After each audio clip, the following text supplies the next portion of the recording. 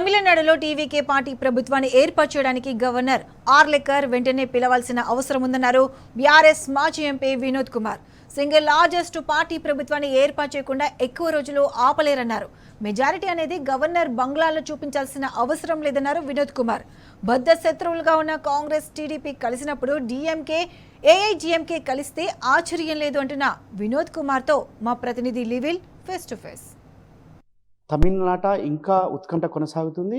Vijay party 107 సీట్లు సాధించినప్పటికీ CM ఏదైతే ముఖ్యమంత్రి పదవికి ఇంకా గవర్నర్ ఆహ్వానించకపోవడం పట్ల సర్వత్రా ఉత్కంఠ లేపుతుంది. ఈ నేపథ్యంలో మనతో మాట్లాడడానికి సీనియర్ రాజకీయ నాయకుడు బీఆర్ఎస్ పార్టీ మాజీ ఎంపీ వినోద్ కుమార్ సార్. చెప్పండి సార్, ప్రధానంగా ఇవాళ సింగిల్ లార్జెస్ట్ పార్టీకి అవకాశం కల్పించాల్సిన గవర్నర్ ఎందుకు తాత్సారం చేస్తున్నాం అనుకోవచ్చు?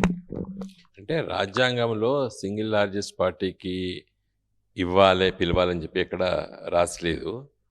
అది గవర్నర్ యొక్క డిస్క్రిషన్, ఏది ఎవట్లా ప్రభుత్వం ఏర్పాటు చేయాలనేది ఉండాలి. వారు మొదటి రోజు ఏమన్నారంటే, నీకు మెజార్టీ చూపించుకో, మెజార్టీ ఉన్నట్టు నాకు తెలియజేయి, అప్పుడు నేను ఇస్తానని చెప్పాడు. అది కరెక్టే, ఎందుకంటే 107తోని పోతే కాదు, నాకు ఇంతమంది పార్టీల మద్దతు ఉంది, నాకు ఈ పార్టీ మద్దతు ఇస్తుందని చెప్పి సామాన్యంగా లేఖలు తీసుకెళ్ళి చూపిస్తారు, అప్పుడు ప్రభుత్వాన్ని పిలుస్తారు. అయితే ఇక్కడ మనము ఆలోచించవలసింది ఏంటంటే, ఈ గవర్నర్ గారు మొదటి రోజు మీకు మెజారిటీ ఉందా తెలియజేయండి అని చెప్పడంలో మనం తప్పుపడ్డదు.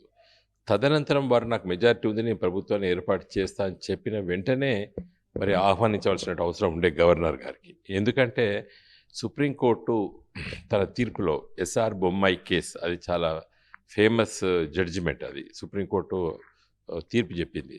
సర్కారియా కమిషన్ యొక్క రిపోర్టు అనుగుణంగా తర్వాత సుప్రీంకోర్టు మెజారిటీ ఫ్లోర్ టెస్టు మాత్రమే జరగాలి, గవర్నర్ బంగ్లాలకు వెళ్ళి ఎమ్మెల్యేలు పరేడ్ చేయవలసిన అవసరం లేదు అని చెప్పి చాలా స్పష్టంగా ఎస్ఆర్ బొమ్మాయి జడ్జిమెంట్ చెప్పింది.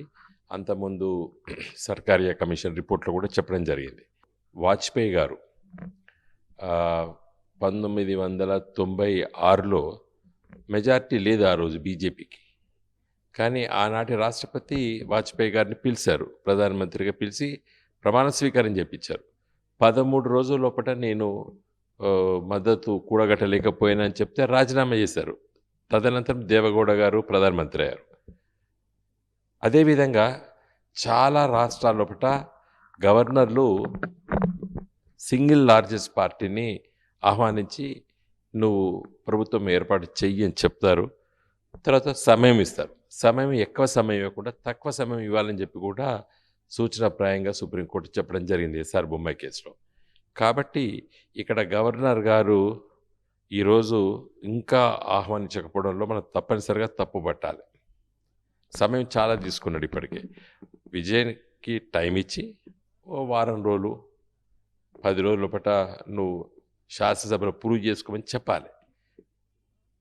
2014లో మహారాష్ట్రలో కూడా బీజేపీ పార్టీ కూడా మెజార్టీ లేకుండా 22 సీట్లు తక్కువ ఉండే ఫడ్నవీస్కి. మరి ఆనాడు ఆ రాష్ట్ర గవర్నర్ విద్యాసాగర్ రావు గారు పిలిచాడు ఎవరిని, ఫడ్నవీస్ని. పిలిచిన తర్వాత కొన్ని పార్టీలు మద్దతు ఇవ్వడం అవన్నీ జరిగినాయి, ఆ ప్రభుత్వం కొనసాగింది, అది వేరే విషయం.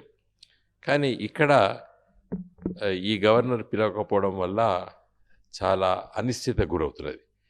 ఈరోజు కాంగ్రెస్ పార్టీ డిఎంకే పార్టీని వెన్నుపోటు పొడిచింది. ఉన్నే వాళ్ళకి 4-5 సీట్లు, ఆ 4-5 సీట్లు కూడా గెలిచింది డిఎంకే పొత్తు వల్లనే గెలిచింది. వాళ్ళు సొంతంగా ఒక సీటు కూడా గెలదు కాంగ్రెస్ పార్టీ.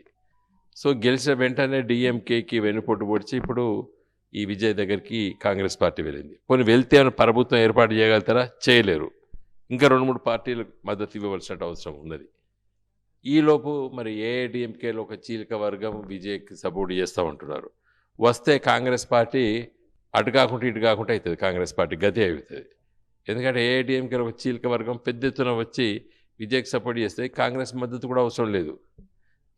తొందరపాటు చర్యగా కాంగ్రెస్ పార్టీ కూడా, అంటే మిత్రులు ఎవరు అనేది ఇంక ఎప్పుడు కాంగ్రెస్ పార్టీని నమ్మరు ఎవరు. ఈ సమయంలో డిఎంకే పార్టీ చాలా సందర్భంలో కూడా కాంగ్రెస్కు వెంట ఉంది. ముఖ్యంగా రాహుల్ గాంధీ వెంట ఉంది డిఎంకే పార్టీ గత 10 సంవత్సరాల నుండి. ఓడిపోయినంత మాత్రాన మిత్రపక్షాన్ని వెన్నుపొడిచిపోవచ్చా కాంగ్రెస్ పార్టీ? కాబట్టి ఇదంతా గందరగోళం ఉన్నదనేటువంటి ఒక అనిశ్చిత పరిస్థితి కూడా కారణము గవర్నర్ గారు వెంటనే పిలవకపోవడం. ప్రధానంగా సార్ బీజేపీకి కేవలం ఒక ఎమ్మెల్యే మాత్రమే వచ్చింది. ఏఐడిఎంకే బీజేపీతో అలయన్స్ ఉండడం వల్లనే ఎన్డీఏ అలయన్స్లో భాగమే వల్ల కేంద్ర ప్రభుత్వంలోని పెద్దలే ఇదంతా చేపిస్తున్నారని చెప్పేసి కూడా ఒక చర్చ జరుగుతుంది. నిజం అనుకోవచ్చు సార్? చెప్పలేము, ఎందుకంటే బీజేపీ వెనక ఉండి చేపిస్తుందా చేపించడం లేదనేది గవర్నరు పాత్ర చాలా ముఖ్యం. గవర్నరు మొదటి రోజు నీకు మద్దతు ఉందా అని అడగడంలో తప్పులేదు, కానీ ఇంతకాలము ఈ విధంగా సాత్సార్యం చేయడం కరెక్ట్ కాదు గవర్నర్. ఎందుకంటే ఎస్ఆర్ బొమ్మాయి కేసులో చాలా స్పష్టంగా చెప్పారు, మెజార్టీ చూడవలసిన అవసరం నీకు లేదు, నువ్వు ఎమ్మెల్యేలకు కౌంట్ చేయవలసిన అవసరం లేదు, గవర్నర్ బంగ్లాకి ఎమ్మెల్యేలు రావాల్సిన అవసరం లేదు, ఏదైనా కూడా అసెంబ్లీలో పెట్టే ఫ్లోర్ టెస్ట్, కాబట్టి సింగిల్ లార్జెస్ట్ పార్టీని పిలవాలని చెప్పి కూడా ఎస్ఆర్ బొమ్మాయి కేసులో చెప్పింది. తప్పనిసరిగా నా దృష్టిలో పిలుస్తాడు.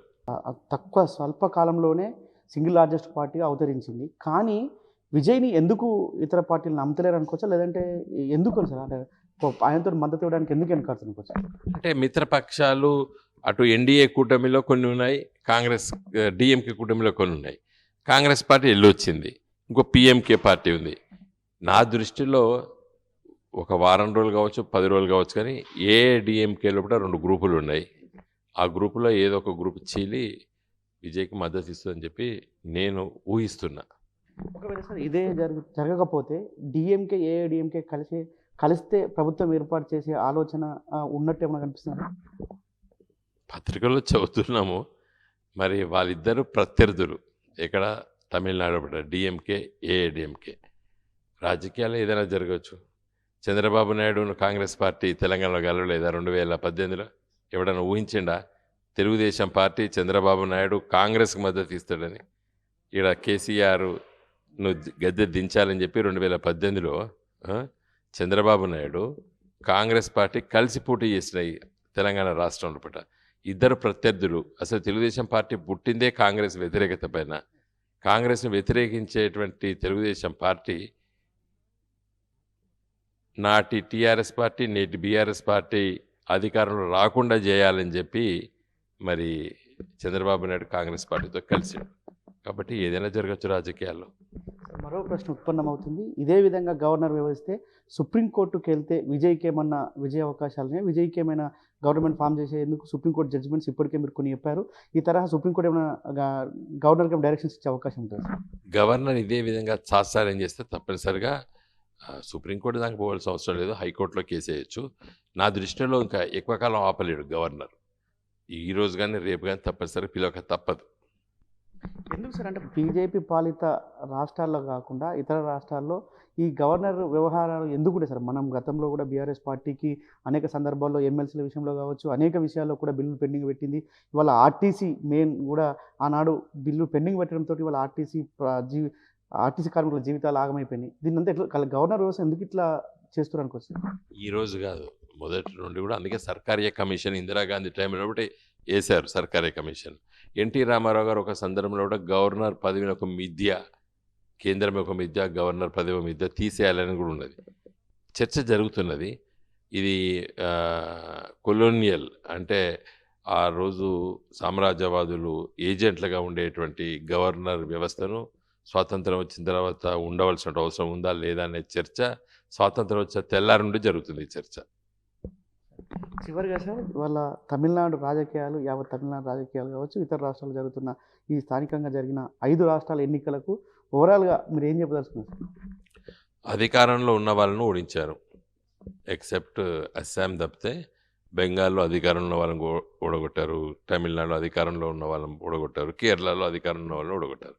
యాంటీ ఇన్కమెన్సీ ఫ్యాక్టర్, ప్రభుత్వ వ్యతిరేక భావజాలం, అది అన్ని పార్టీలను ఓడగొడుతున్నారు ప్రజలు. ఏదేమైనప్పటికీ ఖచ్చితంగా టీవీకే విజయే సీఎంగా ఉంటారు. ఖచ్చితంగా గవర్నర్ ఇవాళ రేపు పిలవాల్సిన అవసరమే తప్పక ఉంది. ఖచ్చితంగా కోర్టులు స్పష్టంగా చెప్పి సర్కారీ కమిషన్ చెప్పింది, సుప్రీంకోర్టు గైడ్లైన్స్ కూడా చెప్పి ఖచ్చితంగా గవర్నర్ విజయ్ని సింగిల్ లార్జెస్ట్ పార్టీగా ఉన్న విజయ్ని పిలిచి సీఎంగా తీసుకోవాల్సిందిగా గవర్నర్ కోరాల్సిన అవసరం ఉందని కూడా మాజీ ఎంపీ వినోద్ కుమార్ సార్ చెప్తున్న పరిస్థితి. కెమెరా పర్సన్ తిరుపతితో లివిల్ రెడ్డి, టీ న్యూస్, హైదరాబాద్.